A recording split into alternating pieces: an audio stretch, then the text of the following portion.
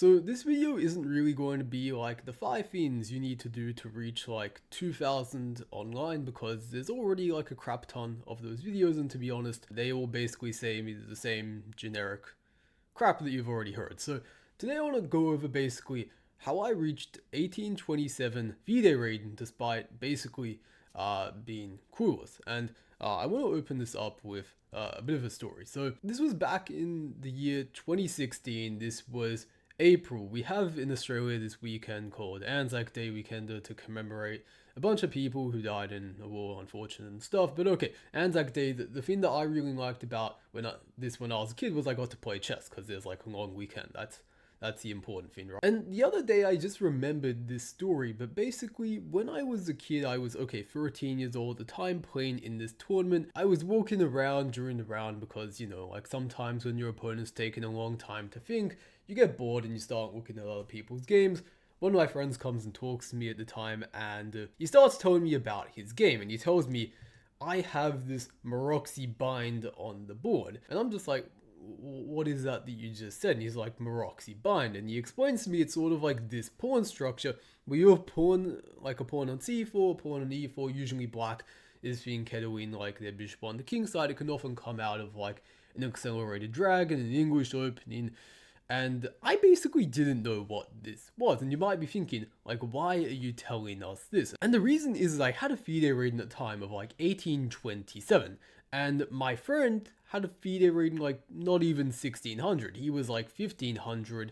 And like he knew like this pawn structure, and he probably knew like at least as much as I did, maybe more, about chess strategy. And it wasn't just this. I was like a d4 player, by the way. I didn't have any openings where really the Maroxy bind could happen, so like I can somewhat forgive myself for that. But for example, I didn't even know what the minority attack was, and it's like even you have like 600s on chess.com these days who know what the minority attack is because they watch like Alex Banzia's videos.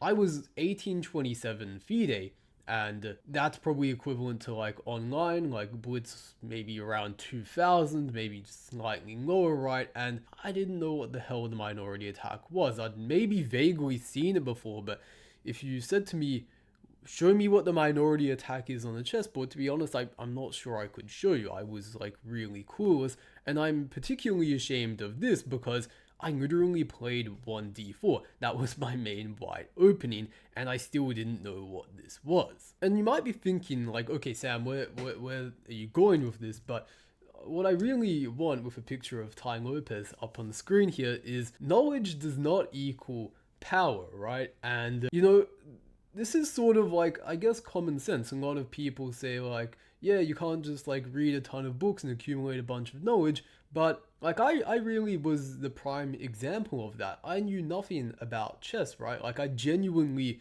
was like very clueless, and I still reached a rating of like once I got to 1800, right? That's a different story. I had to start like learning stuff from there because I realized like, holy crap, I got there really quickly out of nowhere. And once I got there, I realized like, oh my god, like I'm barely surviving against a lot of my opponents. And from there, like I had to learn some more stuff. But I find so many players below that level, especially these days with stuff like Chessable that exists and YouTube. There's so many different ways to acquire knowledge. But to be honest, like even with all this extra knowledge, the thing is people aren't necessarily like, in terms of their playing abilities, maybe they are. Like I think, well actually this is a thing though, I'm not sure. Like I think that people have gotten a bit better on average, but at the same time, it's not as much as you might think, right? And it's because of this that you can have like all this knowledge in your head, but if like you are still blundering all these different sort of things, you can't capitalize on tactics, you can't convert, those are all more important skills up until like a certain point, like 16, 17, 1800, maybe online that could even be like 2000. I remember I coached a guy last year. He was like this Aussie guy in his 40s, and he was like really, he was the epitome of this. And I think Adam, his name was, yeah, Adam, if you're watching this isn't be like a dig at you or anything, but like I'd never met anyone who really was, he had, must have had like a Blitz rating online of like 21, 2200 on like Lichess. And like really there was some very fundamental things. Like I'm not sure he knew what an isolated queen's pawn was, for example, or at the very least he didn't know like how to even handle, like he didn't know, I think, for example, maybe that like you should blockade the pawn, right? Like that's pretty common knowledge among like even a lot weaker players. But what he was good at, what he really had down, what he was very tactically resourceful, and he was a very just tricky player. And that sort of thing you can't learn from like books, right? And to some extent that can be talent, but to a large extent that's also like, are you just doing like tactics or whatever, right? And like this video is, by the way, not just going to be me telling you like just do tactics, right? Like that's not the message of this video necessarily. But I just want to again come back to really who I was at the time, like as an 1800-ish player. And like this is what I was, right? I barely survived in the opening often. Like I was worse by move 10 as white. It was like horrible. I was just doing everything wrong. I was more clueless in the middle game. Again, as I mentioned, I didn't know any of the plans. I didn't know what a minority attack was. Like I don't know how I was surviving. I didn't really have much coaching as a kid, which is a large reason why I think I was so clueless. I was like self-taught, whatever that means. I did have a coach for a while. Apologies, Max, if you were watching this, but sometimes I was playing like Clash of Clans during the lessons and stuff sometimes, right? It was an addiction I'm glad I no longer had after the age of like 13 or so, but like that was a problem, right? And later on when I end up getting coaching again with Max, he's like a grandmaster in Australia, when I was like 2000 or something, I found it then a lot more useful because I was like more engaged in it. But like that's more of a situation of like, it's not the coach's fault, it was like my fault, right? And really like a lot of the games looking back that I won or even like drew against like higher rated players, like they were just outplaying me. I didn't even know I was getting outplayed a lot of the time.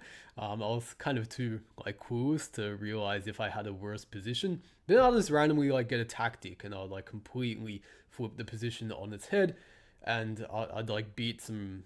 The time I might have even been like 800. Sometimes I was beating like 1800s. Right? It was absolutely ridiculous. And well, one, I was quite a bit underrated, but two was just because like, you know, that sort of level, if your opponent is not being careful and you just have like some killer tactic, that can really turn things around. And so really for like the final takeaways of the video, right, it might just sound like I'm gonna say, right, like, oh, just do tactics then, because to be honest, like that's basically all I did in hindsight, really. Like, well, okay, it wasn't just doing tactics. I think I absorbed a lot of stuff that wasn't like book knowledge, but I absorbed certain things from just like playing against people that were stronger than me, which is definitely something. It's not nothing, but it also doesn't really substitute like properly learning things in like a structured way, like you might learn from like a book, right? I just randomly had this on my desk. By the way, this is like a good book, Chess Structures. I think like it's crazy to me that like people can be I don't know, like 1600 rated online these days and be reading this book. Like I think you can definitely get something out of it, but it's just I knew none of this when, sorry, I bumped the mic, but again, I knew none of this when I was like, I probably knew like 5% of this by the time I was like 1800. Maybe that's an overestimate, but that's not me saying don't read books like that or don't learn any strategy. It's just don't overdose on that kind of stuff. Like I really do suggest like not just going all in tactics, because it also depends on like, you know, how much talent or aptitude for the game you have.